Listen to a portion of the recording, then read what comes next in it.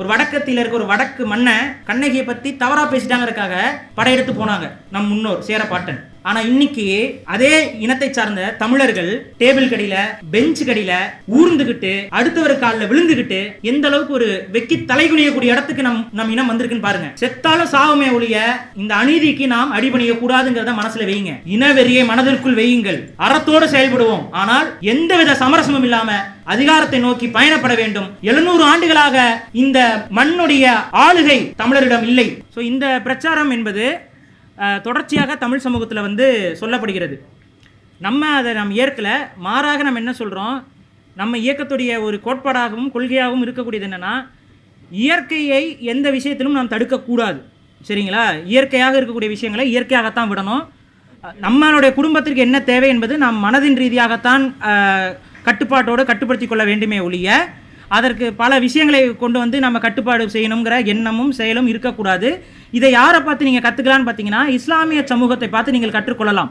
இஸ்லாமியர்கள் இந்த குடும்ப கட்டுப்பாடு, இந்த குடும்ப கட்டுப்பாடு சார்ந்த எந்த ஒரு கருவிகள் எதையுமே அவர்கள் ஹராமாக கருதுவார்கள். அவர்கள் எதிராக பார்க்கிறார்கள்.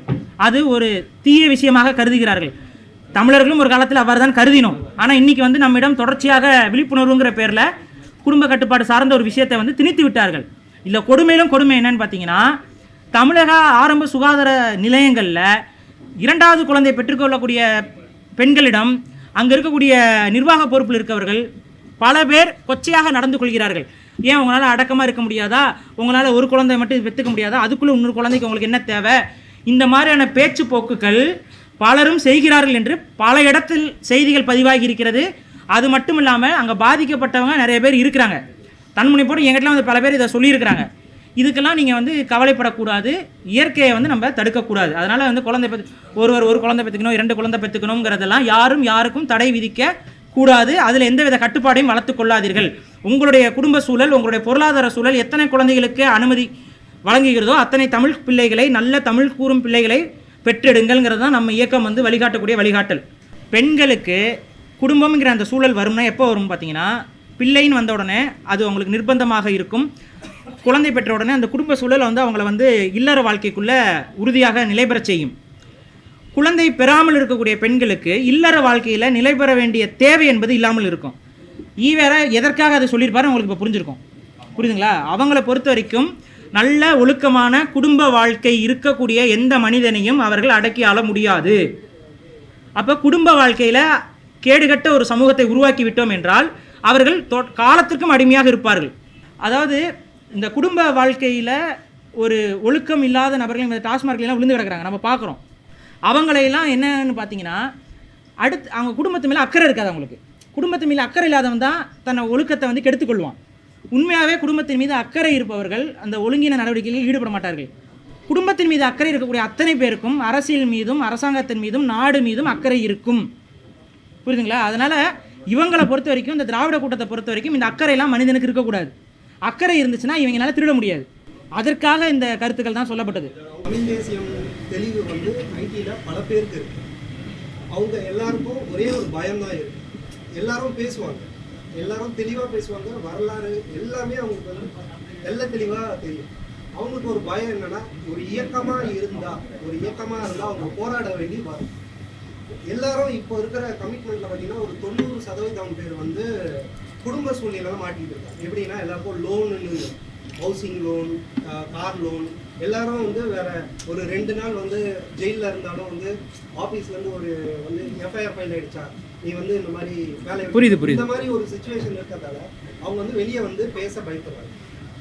ஓகேவா? இந்த ஒரு இது ஏன் நான் சொல்கிறேன் அப்படின்னா, நீங்கள் சொன்னீங்க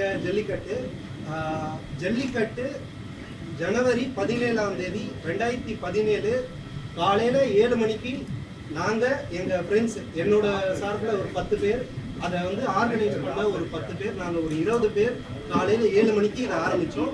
அதெல்லாம் நானும் ஒருத்தன். 10 மணி வரைக்கும் எங்களுக்கு நாங்கள் மட்டும்தான் இருந்தோம். அதுக்கப்புறம் அது சங்கிலி போராட்டமாக நாங்கள் பண்ணோம். அதுக்கப்புறம் மீடியாலாம் உள்ளே வந்தோடனே வேற ஒருத்தவங்க அதை டேக் ஓவர் பண்ணிக்கிட்டாங்க. சரி, அதுக்கப்புறம் நாங்கள் சரி நாங்கள் ஆரம்பித்தோம். அது எங்களுக்கு அந்த கில்ட்டி இருக்கிறதுனால ஆஃபீஸில் எல்லாருக்கும் தெரியும், இதை நாங்கள்லாம் போய் நாங்களும் அதில் ஒரு பங்கு அப்படின்றதால அவங்க எங்களால் வர முடியாதுன்னு சொல்லி அவங்களால காசு கொடுத்து இருக்காங்க. நான் டிசைன் வீடியோ எடிட்டிங்கிறதால நான் வந்து நிறைய அந்த மாதிரி அங்கே போராட்டம் பண்ணவங்க யாரும் வந்து கையில் பதகையோ எதுவுமே இல்லாமல் தான் இருக்கும். நாங்கள் எங்களால் முடிஞ்ச எல்லாத்தையும் போட்டு பண்ணோம். ஓகே, அதுக்கப்புறம் பிரச்சனையாச்சு, அது எல்லாருக்கும் தெரியும்.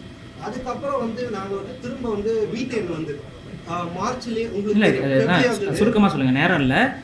அது வந்து திரும்ப கூப்பிடும்போது வரமாட்டாங்க. இந்த ஒரு பிரச்சனை ஐடியில் இருக்கும். புரியுது. இது எல்லா ஊழியர்களுக்கும், ஐடி நிறுவனங்கள், தனியார் நிறுவனங்களில் வேலை செய்யக்கூடியவர்களுக்கு போராட்ட களம் அப்படிங்கிற ஒரு விஷயத்தை நோக்கி நகர்ந்து வந்தால் நம்மளுடைய வாழ்வாதாரத்தில் பிரச்சனை ஏற்பட்டு விடுங்கிற ஒரு அச்ச உணர்வு பலருக்கும் உண்டு. அதற்கான அடிப்படை காரணம் என்னன்னு பார்த்தீங்கன்னா, இங்கே இருக்கக்கூடிய பல இயக்கங்கள் ஒரு போராட்டத்தை ஒரு தெளிவான திட்டமிடல் இல்லாமல் அவசர கதியில் முன்னெடுப்பாங்க. புரியுதுங்களா? அது மட்டும் இல்லாமல் இந்த பல இயக்கங்களுடைய போராட்டத்துடைய நோக்கம் என்பது அந்த போராட்டத்தில் வெற்றி காண வேண்டும்ங்கிற நோக்கமும் கிடையாது. மாறாக அவங்க என்ன பண்ணுவாங்கன்னு பார்த்தீங்கன்னா, அந்த போராட்டத்தில் தங்களுடைய இருப்பை காட்டிக்கொள்ள வேண்டும்ங்கிறது தான்.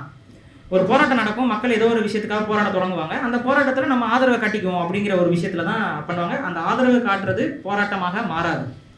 நம்ம இயக்கத்தை பொறுத்த வரைக்கும் நாம முன்னெடுக்கக்கூடிய எந்த போராட்டத்தையும் தீர யோசித்து அனைத்து விதமான அனுமதிகளும் பெற்று தான் நம்ம போராட்டங்களை முன்னெடுப்போம்.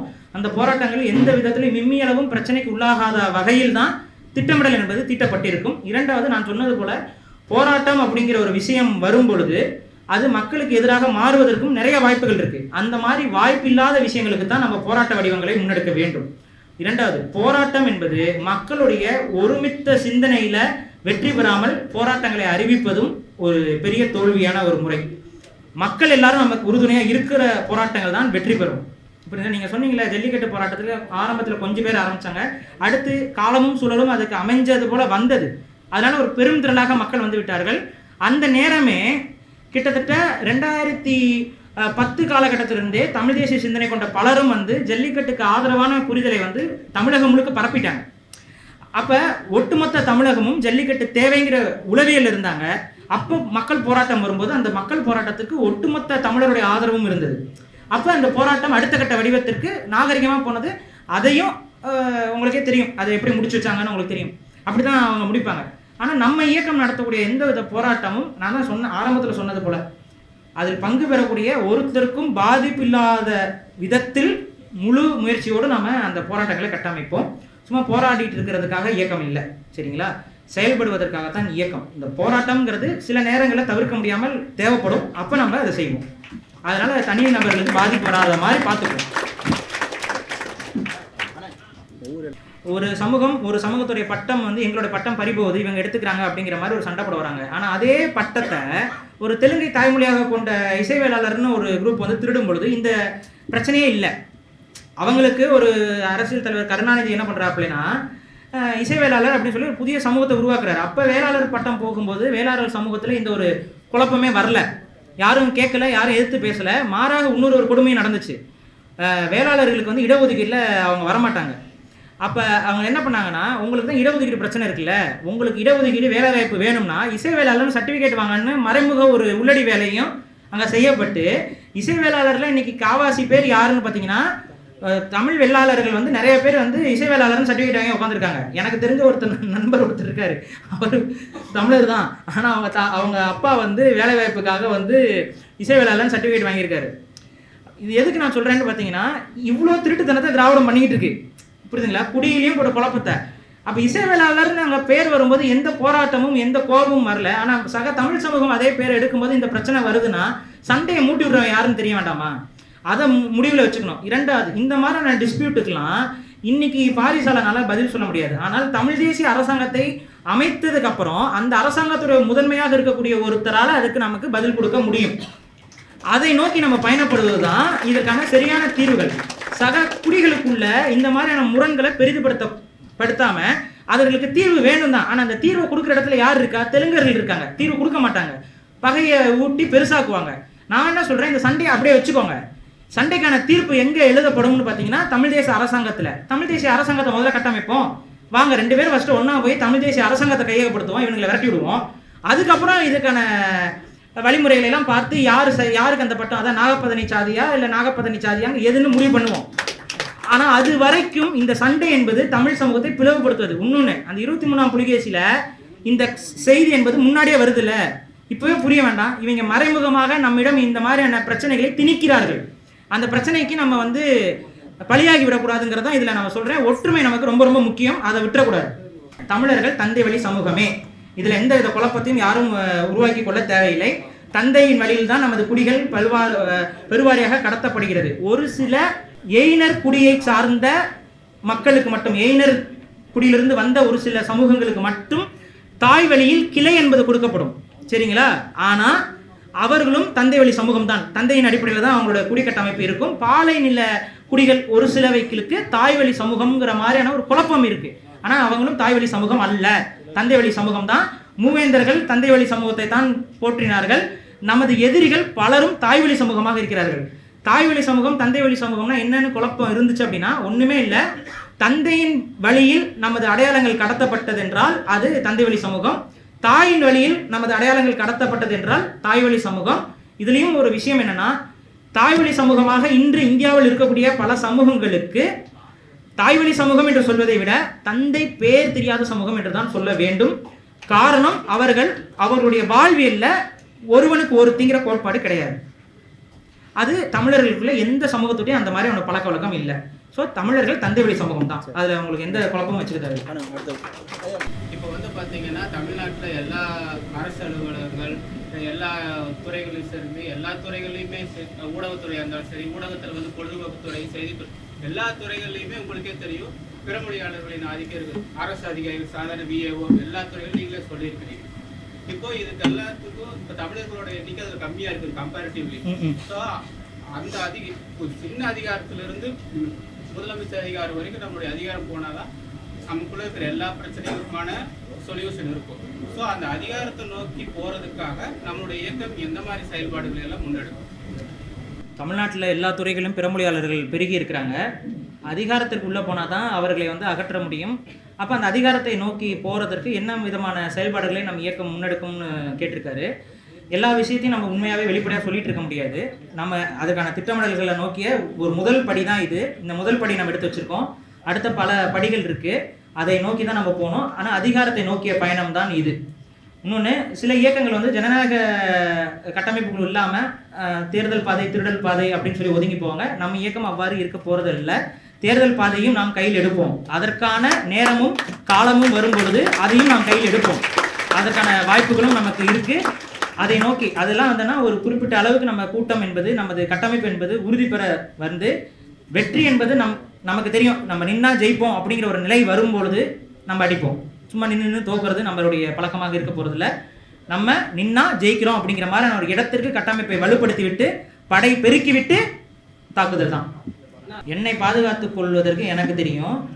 அதுபோல என்னை பாதுகாத்துக் கொள்வதை விட மிக மிக முக்கியமான ஒரு விஷயம் என்னென்றால், நான் பேசக்கூடிய கருத்தியலை நீங்கள் எல்லாரும் பாதுகாக்கணும்.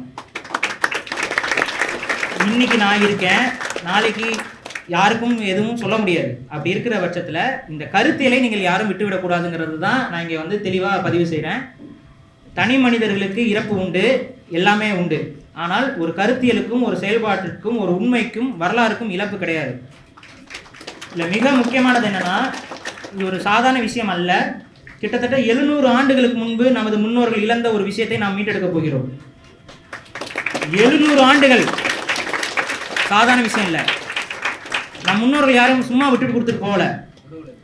ஒவ்வொரு குடும்பத்தையும், உங்களோட ஒவ்வொரு குடும்பத்தோட வரலாறையும் நீங்கள் ஆய்வு செய்ய, உங்களோட குடும்ப வரலாறையும் உங்களுக்கு யாருக்கும் தெரியாது. இதுதான் உண்மை. உங்களோட குலதெய்வங்கள் எங்கே இருக்குன்னு பார்த்தீங்கன்னா, பல பேருக்கு பல ஊர்கள் தாண்டி இருக்கும், பல டிஸ்ட்ரிக்ட் தாண்டி இருக்கும். சில பேர் குலதெய்வத்தை கூட மறந்துருக்கலாம். அதுக்கான காரணம் என்னன்னு தெரியுங்களா உங்களுக்கு? ஏதோ ஒரு காலகட்டத்தில் உங்களது முன்னோர்கள் ஏதோ ஒரு கூட்டத்தால் உங்களுடைய தாய் மண்ணிலிருந்து விரட்டியடிக்கப்பட்டிருக்கிறார்கள்.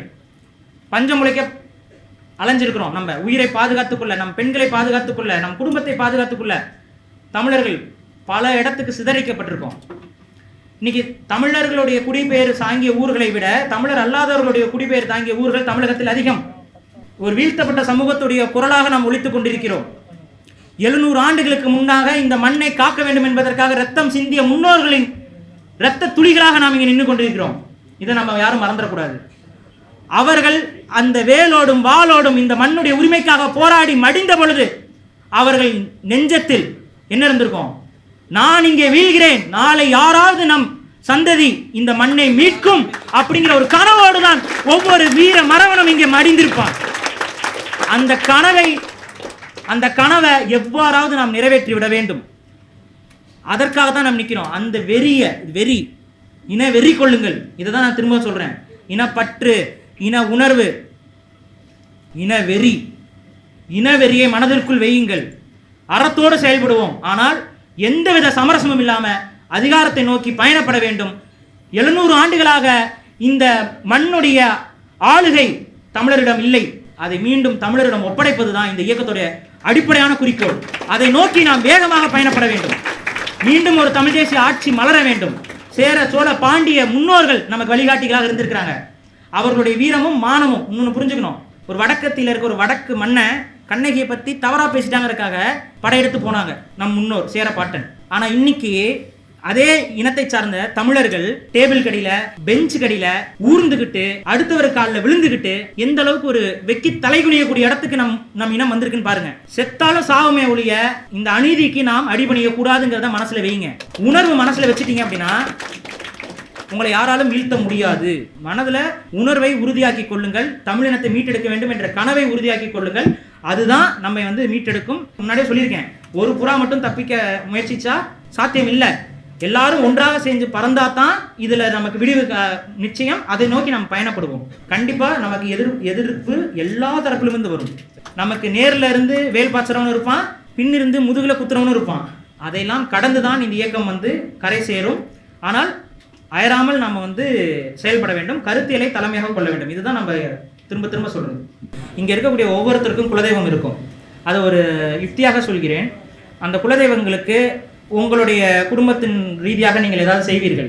அப்போ அந்த மாதிரி விழாக்கள் நடக்கும்பொழுது நம்ம இயக்கத்திற்கு அதை தெரிவுபடுத்தினீர்கள் என்றால், நம்ம இயக்கத்தை சார்ந்தவர்கள் அந்த குலதெய்வத்தை பற்றியும் குடி சார்ந்த புரிதலை பற்றியும் ஒரு அறிமுகத்தை அந்த ஏற்பாடாக சேர்ந்து செய்வதற்கு வாய்ப்பு இருக்கும். அது மட்டும் இல்லாமல் தமிழ் முறையில் உங்களுடைய இல்ல நிகழ்வுகளை நடத்துவதற்கும் நம்ம குழுவில், நம்மளுடைய இயக்கத்தில் ஒரு குழு என்பது உருவாக்கப்படும். தமிழ் முறையிலேயே திருமணங்கள், தமிழ் முறையில் வளைகாப்பு, தமிழ் முறையில் உங்கள் குடும்ப நிகழ்வு, பெயர் சூட்டும் நிகழ்வு, இந்த மாதிரியான குடும்ப நிகழ்வுகள் அத்தனையிலையும் தமிழ் முறைப்படி செய்ய வேண்டும்ங்கிற எண்ணம் உங்களுக்கு இருக்கும். உங்கள் குடும்ப நிகழ்வுகளில் அந்த முறைகளை கொண்டு வாங்க. அதற்கான குழு என்பது நம்ம விரைவாக கட்டமைக்கிறோம். அதை கட்டமைத்ததுக்கு பின்னால் அவர்கள் மூலமாகவும் தமிழ் தேசியம் என்பது உங்கள் உறவினர்களிடம் கடத்தப்படும். இது எல்லாமே நம்மளுடைய நுணுக்கங்களாக நம்ம முன்னெடுப்போம். ஒரு உறுதியை மட்டும் என்னால் தர முடியும். இதுவரை தமிழகம் பார்க்காத ஒரு இயக்கமாக நாம் செயல்பட போகிறோம். அது மட்டும் உறுதியாக என்னால் சொல்ல முடியும். அதற்கான உத்தரவாதமும் உறுதியும் நேர்மையோடு நாம் எல்லாம் செயல்படுவோம்ங்கிற அந்த உத்தரவாதத்தை நீங்கள் எனக்கு கொடுக்கணும். அவ்வளோதான் இருக்க ஒட்டுமொத்தமானது. தொடர்ந்து நம்ம செயல்படுவோம். அந்த இந்திய சுதந்திர போராட்டத்தில் நிறைய மாற்று கருத்துக்கள் உண்டு. ஆனால் ஒரு எடுத்துக்காட்டு சொல்கிறேன். இந்திய சுதந்திர போராட்டத்தில் பங்கு பெற்ற மக்களுடைய எண்ணிக்கை என்பது ஒட்டுமொத்த இந்திய எண்ணிக்கையில் 1% கூட கிடையாது. இதுதான் உண்மை. இவ்வளோ பெரிய நாடு, இந்த நாட்டுடைய விடுதலைக்காக போராடிய இயக்கத்தில் இருந்த அத்தனை பேருடைய எண்ணிக்கையும் இந்த நாட்டுடைய அன்றைய ஜனத்தொகையில் 1% கூட கிடையாது. அதை நீங்கள் புரிஞ்சுக்கணும். இங்கே எல்லா மக்களும் ஒன்றாக வந்து விடுவார்கள் நம்ம சொல்லலை. அவர்கள் ஏற்கும் விதமாக போராட்டங்கள் இருக்க வேண்டும். இன்னைக்கு நம்ம தமிழ் சமூகத்திற்கு அரசியலும் எதுவுமே இல்லை. அவங்களுக்கு எதுவுமே தெரியாது. அதாவது அவங்களுக்கு ஒன்றுமே தெரியல. அந்த இடத்துல தான் நம்ம தமிழ் சமூகத்தை ஒரு இருண்ட காலத்தில் தான் வைத்திருக்கிறோம். இது உண்மையான இருண்ட காலம் தமிழ் சமூகத்திற்கு. அப்போ இவர்களில் ஒரு சிலருக்கு அந்த உணர்வு இருக்கும், புரிதல் இருக்கும். அவங்கள நம்ம ஒருமுகப்படுத்தணும். அவங்கள நம்ம ஒருமுகப்படுத்தி இழுக்க படிப்படியாக தமிழர்கள் எல்லாரும் வந்துடுவாங்க. ஒரு கிரிட்டிக்கல் மாஸ்ன்னு சொல்லுவாங்க ஆங்கிலத்தில். அந்த கிரிட்டிக்கல் மாஸை ஒரு குறிப்பிட்ட பாப்புலேஷனில் அச்சீவ் அடைஞ்சிட்டோம் அப்படின்னா ஒட்டுமொத்த சமூகமும் அதுக்கு பின்னாடி வர தொடங்கி விடுவார்கள். அதை நோக்கி நம்ம பயணப்பட்டால் போதும். என்னுடைய கணிப்பு என்னன்னு பார்த்தீங்கன்னா, தமிழ் சமூகத்தில் ஒரு மிஞ்சி போனால் உண்மையாக ஒரு 10 லட்சம் பேர் உண்மையாக தமிழ் இனத்திற்காக நிற்பவர்கள் இருந்தார்கள் என்றால் தமிழ் தேசியம் சாத்தியம். ஆனால் உண்மையிலேயே 10 லட்சம் பேரும் கூட இன்னும் தமிழ் சமூகத்திற்காக இல்லை என்பதுதான் ஒரு கசப்பான உண்மை. அதை நம்ம ஒரு 10 லட்சம் பேரை நம்ம திரட்டிட முடியாதா? சும்மா திரட்டுறதில்ல, கூட்டம் காட்டுறதில்ல. அந்த சிந்தனையோட ஒருங்கிணைக்கணும். அந்த சிந்தனையோட ஒருங்கிணைச்சிட்டோம்னாவே நமக்கு நம்மளுடைய விடுதலை என்பது சாத்தியமே. சென்ச்சுரிஸ் அதிகமாக கேட்டு போயிட்டு இருக்கு. இது பண்ணாலே நமக்கு வந்து நம்ம யாரு என்னன்னு தெரியல. இது ஏன் பண்ண மாட்டோம்? நீங்கள் கீழடி மட்டும் பார்க்குறீங்க. கீழடியை விட மிக பழமையான பல ஆதிச்சநல்லூர் இந்த மாதிரி பழமையான பல இடங்கள் வந்து மூடி வைக்கப்பட்டு இருக்கு. இதை நம்ம வந்து இவங்க காட்டுவாங்க அவங்க காட்டுவாங்கங்கிறதெல்லாம் கிடையாது. அவன் இப்போதைக்கு கொஞ்சம் தோண்டுவான், கொஞ்சம் மூடுவான், இதெல்லாம் பண்ணுவான். தோன்றதை வச்சு கொஞ்சம் நம்ம பேசிக்கலாம். ஆனால் நம்ம தான் வந்து தோண்டணும்.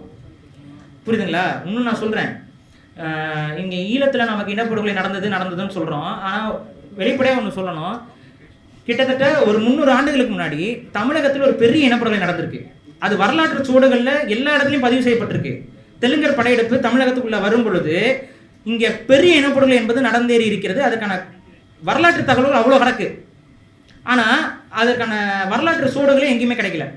அதாவது வரலாறு ரீதியாக நமக்கு தெரியுது, கல்வெட்டுகளில் இல்லை இந்த போர்கள் மூலமாக என்ன நடந்துச்சு, ஏது நடந்துச்சு, எத்தனை பேர் வந்து கலந்துக்கிட்டாங்க, இந்த மாதிரியான விஷயங்கள்லாம் நமக்கு தெரியுது. அத்தனை பேர் சாகடிக்கப்பட்டாங்க, கொன்றொழிக்கப்பட்டாங்கலாம் நமக்கு தெரியுது. அவங்களுக்கு புதைச்சிருக்கணும், அவங்களோட எலும்பு கூட ஏதாவது அகழ்வாராய்ச்சியில் கிடைக்கணும்ல. எதுவுமே கிடைக்கலன்னு நீங்கள் நினைக்கிறீங்க, உண்மையில் அதெல்லாம் கிடைக்கிது, மறைக்கப்படுது, வேற ஒன்றும் இல்லை. எல்லா பக்கமும் வீடு கட்டுறதுக்கு தோன்றாங்க, எலும்பு கூடுகள் கிடைக்கும். அப்படி தான் எலும்பு கூடு கிடைக்கும். அந்த எலும்பு கூட எவ்வளோ பழமையான எலும்பு கூடுங்கிறதெல்லாம் பார்த்துட்டு தான் ஆய்வுக்கு அனுப்புவாங்க. இதெல்லாம் எல்லாமே நடக்குது, ஆனால் மறைக்கப்படுது. அடுத்தவங்களுக்கு போன சுருக்கம் முடிச்சுங்க. இது அதிகாரம் நம்ம கிட்ட இல்லாதனால இது நடக்கும். அது அதிகாரத்தை நோக்கிய வேகமான பயணத்தை நம்ம செய்யணும். அதை நம்ம தவிர்க்கக்கூடாது. ஆமாம், அது அந்த அயோக்கிய கூட்டம் தான் நமக்கு இன்னைக்கு அகழ்வாராய்ச்சி துறையுடைய தலைமையில் இருக்கு. அதான் அந்த பேர் என்ன, நாகசாமி. அவர் அந்த பிராமணருக்கு வந்து அவ்வளோ வெறுப்பு தமிழ் சமூகத்தின் மீது. அவர் வந்து என்ன சொல்றாரு, கார்பன் டேட்டிங் முறையே தவறுன்னு சொல்லி பேசுறாரு. அதுதான் அவங்களுடைய இது. தமிழ் வந்து அறிவியல் மூலமாக தன்னை நிரூபித்துக் கொள்ள முயன்றாலும் அறிவியலையே பிழைன்னு சொல்ற கூட்டமாகத்தான் இவர்கள் மாறுவார்களே ஒழிய, புரிந்து கொள்ளுங்கள், அந்த அளவுக்கு நம்ம மீது அவங்களுக்கு காழ்ப்புணர்ச்சி வெறுப்பு இருக்கு. தமிழ் வழி கல்வி நமக்கு மிக மிக முக்கியமானது. நம்ம இயக்கத்துடைய மொழிக் கொள்கையுமே வந்து இருமொழி கொள்கையை தான் பின்பற்றுவோம். அதில் தமிழ் தான் முதன்மையான மொழியாக இருக்கும். தமிழ் வழியில தான் எல்லாத்தையுமே நம்ம படிக்கணுங்கிறதும் நம்மளுடைய மொழியியல் கோட்பாடாக இருக்கும். அதுபோக உலக மொழியில் அன்றைய உலகத்தை எது கட்டுப்படுத்தக்கூடிய மொழியாக இருக்கிறதோ அந்த மொழியை நம்ம படிக்கிறோம். இந்த காலகட்டத்தில் ஆங்கிலம் அந்த உலக மொழியில கட்டுப்படுத்தக்கூடிய மொழியாக இருக்கிறது. ஆனால் நம்ம இயக்கத்துடைய நோக்கம் என்பது உலகத்தை கட்டுப்படுத்தக்கூடிய மொழியாக தமிழும் மாறணும். அதுதான் இயக்கத்துடைய நோக்கம். இருமொழி கொள்கை என்பது நமது கோட்பாட்டுக்குள்ள வராது. என்னன்னா, உலக மொழி ஒன்று தாய்மொழி நமக்கு, சரியா? உலக மொழி ஒன்றையும் நம்ம படிக்கணும். இன்னைக்கு உலக மொழியாக ஆங்கிலம் இருக்கு, அதனால அதை படிப்போம். ஆனால் உலக மொழியாக தமிழ் மொழியை கொண்டு வருவதுதான் இயக்கத்துடைய தலையாய நோக்கமாக நாம் கட்டமைக்கணும். அது எத்தனை வருடத்தில் சாத்தியப்படுதுன்னு தெரியாது, ஆனால் அதை நோக்கிய பயணமாகத்தான் நம்ம இருக்கணும். தமிழர்கள் தமிழ் வழியில தான் படிக்கணும், சரிங்களா? அதற்கு முன்னுதாரணமாகவே நமது இயக்கத்தை சார்ந்த தோழர்கள் நம்ம குழந்தைகளை தமிழ் வழியில படிக்கப்படணும். இன்னொன்று, இன்னைக்கு அரசாங்க பள்ளிகளில் படிக்க வைக்கிறதுல ஒரு சில குறைபாடுகள் இருக்கிறத நம்ம மறுக்க முடியாது. அதனால இயக்கம் மிக முக்கியமான செயல்பாடுகளில் ஒன்றாக விரைவாக முக்கிய நகரங்களில் தமிழ் வழி கொண்ட உயர்தர பள்ளிகளை தொடங்கும்.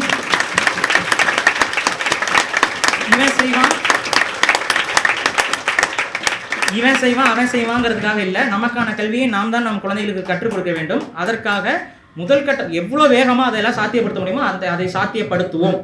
அதில் நம்ம அரசு பள்ளிகளில் இருக்கக்கூடிய சில பழைய அனுபவம் பெற்ற ஆசிரியர் பெருமக்களை எல்லாம் நம்ம அழைச்சி பேசி அவர்கள் மூலியமாக சிறிய முறையில் கொண்டது. இது நான் இந்த சிந்தனை எனக்கு எப்போ ஆழமாக பதிஞ்சது தெரியுங்களா? அந்த நார்வே நான் போனப்பில்ல, அங்கே விடுதலை புலிகள் வந்து அன்னை தமிழ் பள்ளிகளை வந்து உருவாக்கி வச்சுருந்தாங்க.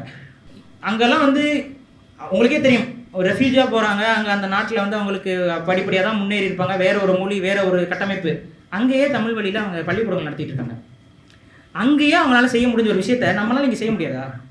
செய்ய முடியும், ஆனால் செய்வதற்கு யாரும் முனைப்பு காட்டவில்லை. நம்ம அதை செய்வோம். நம்ம குழந்தைகளை அங்கேயே படிக்க வைப்போம்.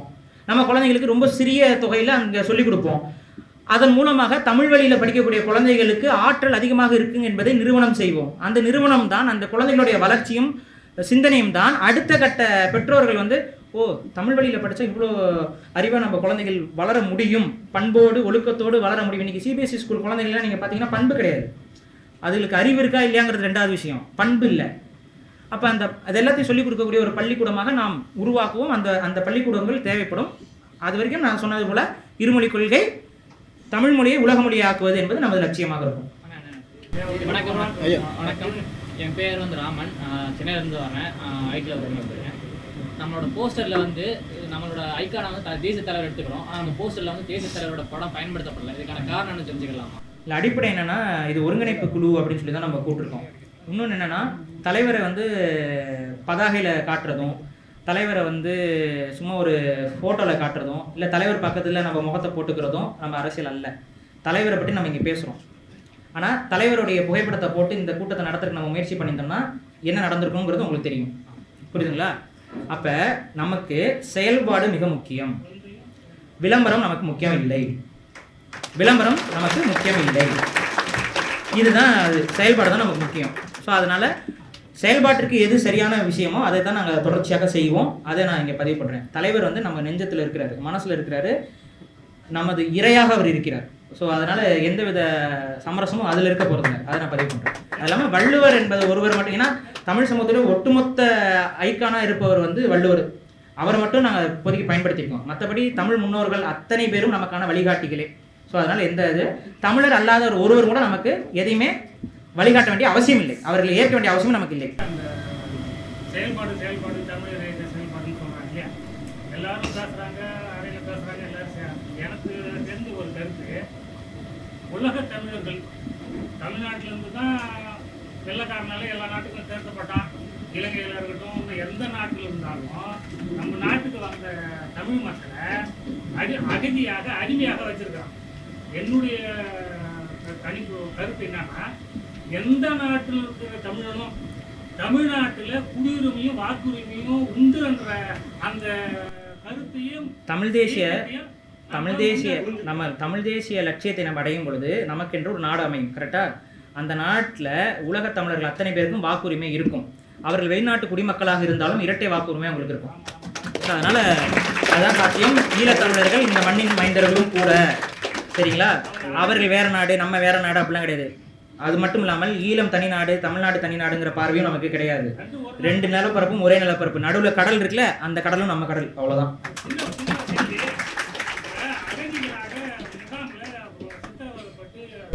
சாகடிக்கிறாங்க, அவங்க வந்து தமிழராக ஏற்றுக்கல. டெல்லிக்காரன் ஓட்டு போடுறான், நிலம் வாங்குறான், ஊர் வாங்குறான், இங்கே ஆட்சி ஆகுறான்.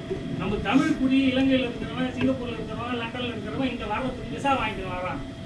இதை நோக்கி ஒரு போராட்டம் களத்தில் கலங்கானம்னா எந்த அரசியல் தலைவனும் ஒரு தமிழனுக்காக அகதி முகாமை நோக்கி ஒரு நிச்சயமாக அதுக்கான ஒரு சூழல் வரும். நான் ஏன் சொல்றேன்னா, ஒவ்வொரு முறையும் முகாம்களில் இருக்கக்கூடிய ஈழத்தமிழர்களுக்கு ஏதாவது சில பிரச்சனைகள் வரும். உங்களுக்கு நீங்கள் பார்த்துருப்பீங்க.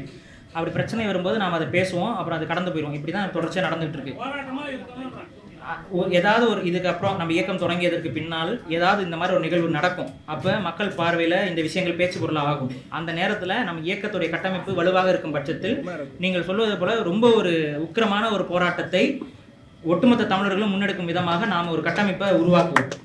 அதுக்கான சாத்தியம் செய்வோம், செஞ்சு காட்டுறோம் கண்டிப்பாக. தமிழர்கள் வந்து தந்தை வழி சமூகம்னு சொல்லிட்டீங்க. இப்போ 2 தாய் தந்தை 2 பேருமே தமிழர்கள், ஆனால் வேற வேறு சமூகமாக இருந்தாங்கன்னா அது தமிழராக ஏற்றுக்கலாம்.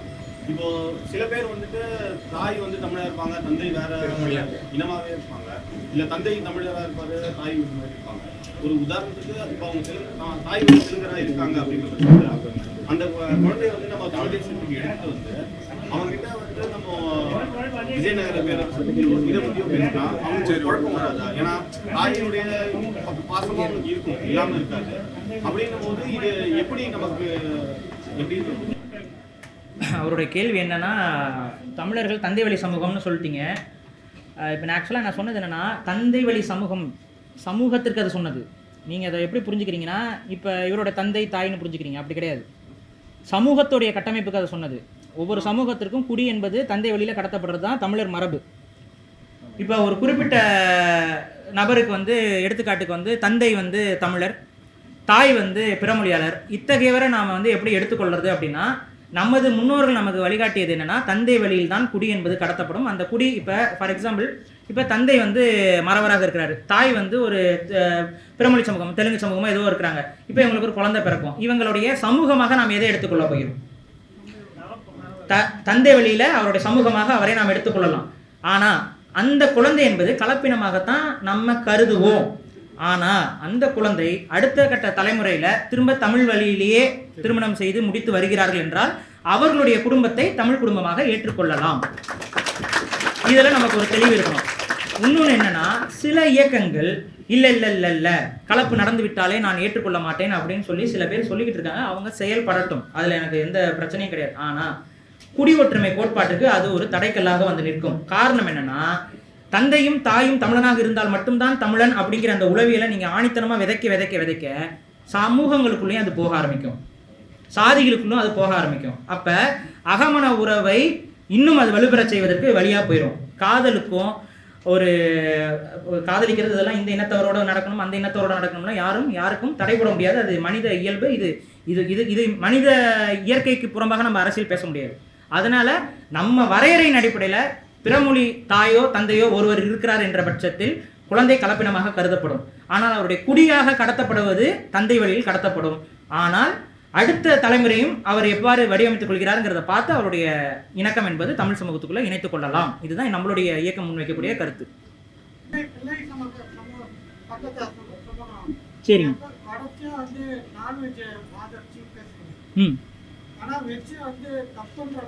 இல்லை தவறாக புரிஞ்சுக்கிட்டீங்க. நான் என்றைக்குமே புலால் மறுப்பையோ வெஜிடேரியனாக இருக்கிற சைவ உணவு பழக்கத்தையோ நான் எதிர்க்கணும் இல்லை. காரணம் என்னென்னா, வள்ளலார் தொடங்கி வள்ளுவர் தொடங்கி அவங்க கொடுத்த அறிவுரையே தமிழ் சமூகத்திற்கு வந்து புலால் மறுப்பு கோட்பாடு தான். அதிலெல்லாம் எனக்கு மாற்றுக்கிறது கிடையாது.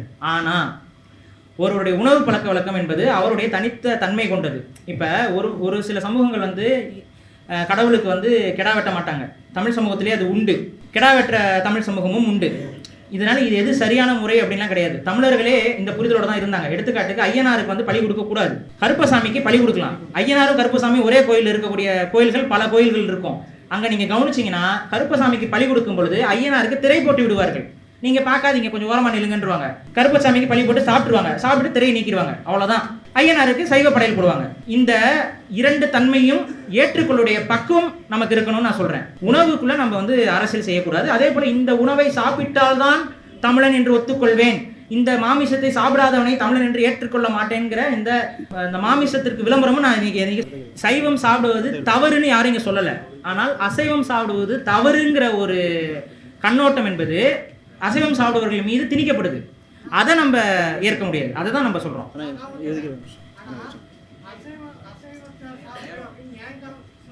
இல்லை, அது தவறு, அதை நம்ம ஏற்கல.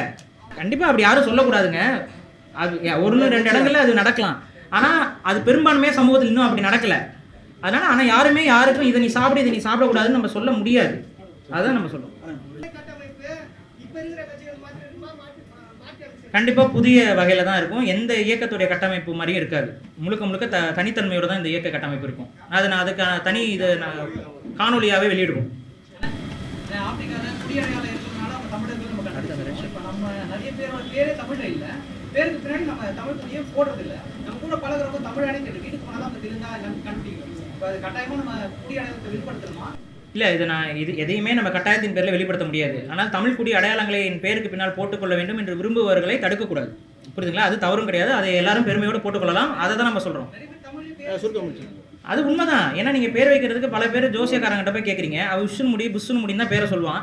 அப்போ அது அப்படி தான் வந்து நிற்கிது. இன்றைக்கி தமிழ் சமூகத்துக்கிட்ட அந்த குறைபாடு இருக்குது. அதனால் தூய தமிழில் பேர் வைக்கணும்னு நம்ம மனசுக்குள்ளே நம்ம உருவாக்கிக்கிறது தான் முன்னெடுக்கணும். கண்டிப்பாக முன்னெடுக்கணும். இங்கே ஒரு அடிப்படை என்னன்னு பார்த்தீங்கன்னா, இன்றைக்கி நம்மளுடைய கோட்பாடாக நாம் முன்வைத்து செயல்பட போவது மாநில சுயாட்சி தான். கோட்பாட்டில் அதுதான் இருக்க போகுது. மாநில சுயாட்சி கேட்பதற்கும் மாநில உரிமை பற்றி பேசுவதற்கும் அனைத்து உரிமைகளும் இந்தியன் கான்ஸ்டியூஷனில் இருக்குது. முதல்ல இந்த படியை அட்டென்ட் பண்ணணும். படிப்படியாக தான் நம்ம ஒவ்வொரு விஷயத்தை போய் நகர போகிறோம். முதல் படி நமக்கு என்ன அப்படின்னு பார்த்தீங்கன்னா, தமிழ்நாட்டை தமிழர் ஆள்றது. புரியுதுங்களா? முதல் படி தமிழ்நாட்டை தமிழர் ஆள்றது. இரண்டாவது படி இந்தியாவை மாநில சுயாட்சி தன்மைக்கு நகர்த்துவது, ஃபெடரல் சிஸ்டத்தை நோக்கி நகர்த்துறது. அதில் நம்ம அடுத்து வெற்றி காணும் பொழுது தான் ஒரு சரியான நிர்வாக முறை இந்தியாவுக்குள்ளேயே வரும். இந்தியாவே ஒரு சரியான நிர்வாக முறைக்குள்ளே மாறிக்கிறேன் அப்படின்னு சொல்லும் பொழுது நமக்கு அது பிரச்சனை இல்லை. மாறலைன்னு ஒரு நிர்பந்தம் அவரிடம் இருக்கிறது என்றால் காலமே அவர்களுக்கு பதில் கொடுக்கும். அது அடுத்த கட்ட நடவடிக்கை என்னவாக இருக்கும்ட்டு. ஸோ படிப்படியான நடைமுறைகளில் நம்ம சாத்தியப்படுத்துவோம். நிறைய இருக்குது. அவங்களுக்கு இப்போ கம்மாளர்னா இல்லாட்டி குயவர்னா அவங்களுக்கு தனித்தரம்னு ஒன்று இருக்குது. சரிங்களா? இப்போ அது காலகட்டத்தில் இப்போ வந்து நம்ம ரெடிமேடுங்கிறதுல எல்லாமே ஒழிஞ்சு போயிடுச்சு. இப்போ வந்து நம்ம அதை வளர்த்தெடுக்கிறது நம்ம என்ன செய்ய போகிறோம், அது ஒரு கேள்வி. இன்னொன்று வந்து இப்போ தமிழ்நாட்டு நிலங்கள் வந்து இப்போ நிறைய வந்து பறி போயிடுச்சு. சரி, நம்ம வந்து இப்போ இருக்கிற நிலத்தையே நம்ம ஃபிக்ஸ் பண்ணி வாழணுமா, இல்லாட்டி இழந்த நிலங்களை நம்ம மீட்க போகிறோமா? தமிழ் குடிகளுடைய தொழில்கள் நிறையா எடுத்துக்காட்டுக்கு அவர் குயவரையே சொன்னார்.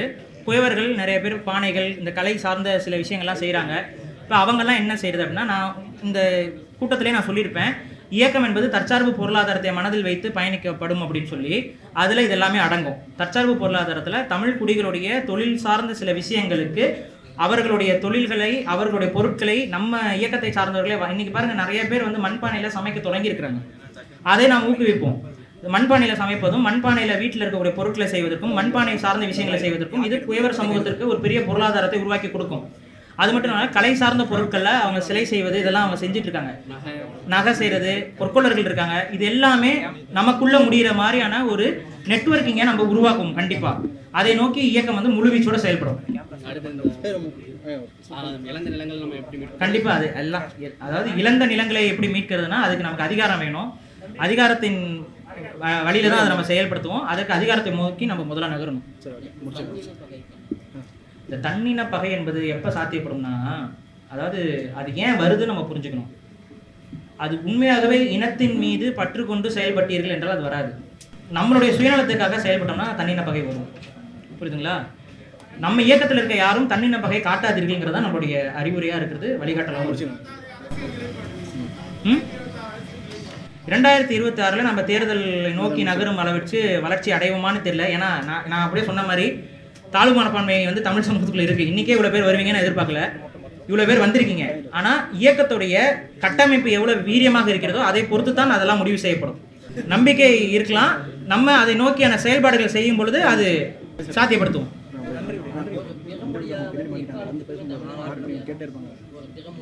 பிறமொழியாளர் தமிழர் ஆக முடியாதான்னு கேட்பதே ரொம்ப தவறான கேள்வி.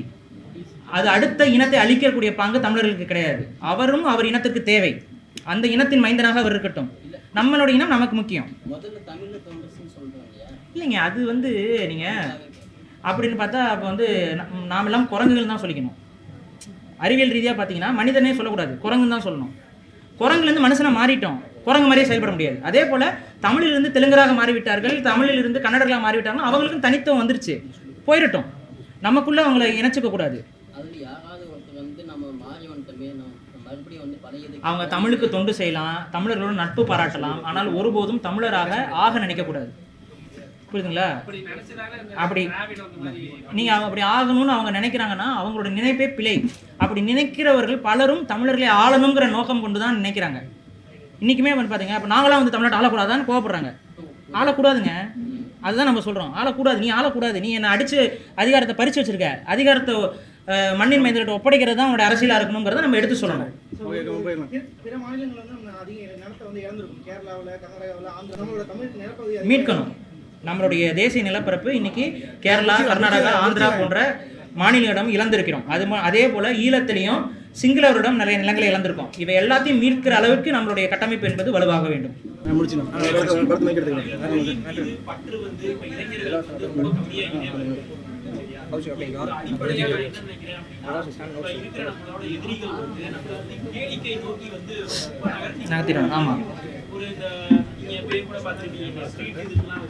ஆமாம் ஆமாம் ஆமாம்.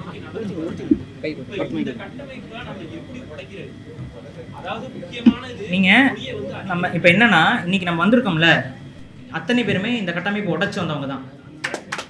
நமக்கே அது தெரியும் எப்படி உடைக்கணும். நம்ம எப்படி இதுக்குள்ளே வந்திருக்கோம் அப்படின்னா, நமக்கு ஒரு அடிப்படை ஆர்வம் எங்கேயாவது இருந்திருக்கும். அந்த ஆர்வத்தின் பால் ஈர்க்கப்பட்டிருப்போம். சிலருக்கு அது இருக்காது, அவங்ககிட்ட கொண்டு போய் நம்ம சேர்க்கணும். நமக்கு அது இயற்கையாக வந்திருக்கலாம், அதே போல் இயற்கையாகவும் ஒரு சிலருக்கு வரலாம் வருங்காலங்களில். வராதவங்ககிட்ட நம்ம போய் சேர்க்கணும். அதாவது இங்கே நம்ம ஒன்று கூடி விட்டோம் என்றால் நமது பகைவர்கள் தானாகவே மறைவார்கள்.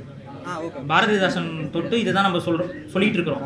இங்கே நம்மக்கிட்ட ஒன்றுபடக்கூடிய தன்மை தான் இழந்திருக்கிறோம். அதை நோக்கி இப்போ ஒன்றுபடுவதற்கு நம்ம இங்கே இன்னைக்கு ஒன்றுபட்டு நிற்கிறோம். பல சமூகங்களாக நம்ம பிரிஞ்சு கிடக்கிறோம். இங்கே இருக்கக்கூடிய எல்லா தமிழ் குடிகளும் இங்கே இருக்குது. ஆனால் எல்லாம் இங்கே ஒன்றா வந்துட்டோம், ஒரு நோக்கத்துக்காக, ஒரு கொள்கைக்காக. நமது நாட்டுடைய எதிர்காலம் என்பது கண்ணுக்கு முன்னாடி ஒரு கேள்விக்குறியாக இருக்கிறது நமக்கு தெரியுது, வந்துட்டோம். அந்த புரிதல் வரும் பொழுது எல்லாரும் வந்துடுவாங்க. நீங்கள் கண்டிப்பாக காலம் என்பது தமிழ்தாய் நமக்கு அதை சாத்தியப்படுத்துவாள். நீங்கள் வந்து கவலையே படாதீங்க. கண்டிப்பாக தமிழ்தாய் நமக்கு துணை நிற்கும். நிச்சயம் நம்ம வந்து வெற்றி நோக்கி நகருவோம். நம் முன்னோர்கள் நமக்கு ஆசீர்வாதம் செய்வார்கள். செயல்படுவோம். சரி, ஒரு இறுதி கேள்வி. நம்ம ஆர்வலர் யாராவது ஓய்வு நேரத்தில் அந்த ஃபோன் பண்ணி அட்டன் பண்ணி பதில் சொல்லுங்கள். என்ன இப்போ சிக்கல் நான் சொல்லிடுறேங்க. நிறைய பேர் நீங்கள் நினைக்கிறீங்க, எனக்கு நீங்கள் ஒருத்தர் அழைக்கிறீங்க, பாரிசாலன்னு உங்கள் என்ன எடுக்கலை அப்படின்னு நீங்கள் நினைக்கலாம். ஆனால் ஒரு நாளைக்கு என்னுடைய ஃபோனுக்கு குறைந்தபட்சம் ஒரு 200 அழைப்பு வருது. நான் ஒவ்வொரு நாளும் ஒரு குறைந்தபட்சம் ஒரு 5-6 அழைப்புகளை எடுப்பேன். அப்படி அழைப்புகளை எடுத்து பேசும்பொழுதும் நிறையா கேள்விகள் கேட்பாங்க, சந்தேகங்கள் கேட்பாங்க, கொஞ்சம் விளக்கமாக சொல்கிறதெல்லாம் இருக்கும். ஸோ இது எல்லாத்தையும் நாங்கள் சொல்லிடுவோம். இங்கே என்ன விஷயம் அப்படின்னு பார்த்தீங்கன்னா, சில நேரங்களில் புரிந்து கொள்ளுங்கள். நம்ம ஒரு இயக்க செயல்பாடு போகும்பொழுது ஒரு முறைமையை கட்டமைக்கப்படும். எல்லாரோடையும் பேசணுங்கிற ஆசை எனக்கும் இருக்குது, எல்லா கேள்விக்கும் பதில் சொல்லணுங்கிற எண்ணமும் எனக்கு இருக்குது. தொடர்ச்சியாக செயல்படுத்துகிறேன். ரொம்ப அவசியம் முக்கியமான ஒரு சில தகவல்கள் கடத்தணும்னா எனக்கு வாட்ஸ்அப்பில் பதிவுகளாக போட்டு விடுங்க, இல்லை குரல் பதிவாக போட்டு விடுங்க, நான் கேட்டுருவேன். அது மாதிரி ஏதாவது செஞ்சுருங்க, நான் கேட்டுருவேன். நான் ஒரு நாளில் கேட்கலனாலும் அடுத்த நாளில் வந்து கேட்டுட்டு ஏதாவது ஒரு பதில் கொடுத்துருவேன். ஸோ அந்த மாதிரி செயல்படுத்திங்கன்னா கொஞ்சம் வசதியாக இருக்கும் எல்லாருக்கும். நான் பேசக்கூடாதுன்னு எந்த எண்ணமும் கிடையாது. எல்லா அழைப்பையும் நம்ம எடுக்க முடியல. ஏன்னா சிலர் வந்து நமக்கு விருப்பப்படுறவங்களும் அழைக்கிறாங்க, விருப்பம் இல்லாதவங்க அழைக்கிறாங்க. ஒரு சில அயோக்கிய பேர் என்ன பண்ணியிருக்காங்க, என்னோட எண்ணெய் எடுத்து கொண்டு போய் இந்த விளம்பரங்கள்லாம், இந்த கார் வாங்குறது, பைக் வாங்குறது, இந்த லோன் கேட்கறது, அப்புறம் இந்த வீடு கட்டுறது, லேண்ட் இருக்கிறது, இந்த வெப்சைட்ல எல்லாம் போய் போட்டு விட்டானுங்க. என்னன்னா எனக்கு ஒவ்வொரு நாளும் பென்ஸ் கார் இருக்குது வாங்குறீங்களா, ஆடி கார் இருக்குது வாங்குறீங்களான்ட்டு எனக்கு ஒவ்வொருத்தரும் ஃபோன் அடிச்சிட்டு இருக்கான். இந்த மாதிரிலாம் எனக்கு ஒரு அழைப்பு வந்துகிட்டு இருக்கு. அதனால கொஞ்சம் அதை கொஞ்சம் புரிஞ்சுக்கோங்க. தகவலாக எனக்கு அனுப்புங்க, நான் பதில் கொடுத்துருவேன்.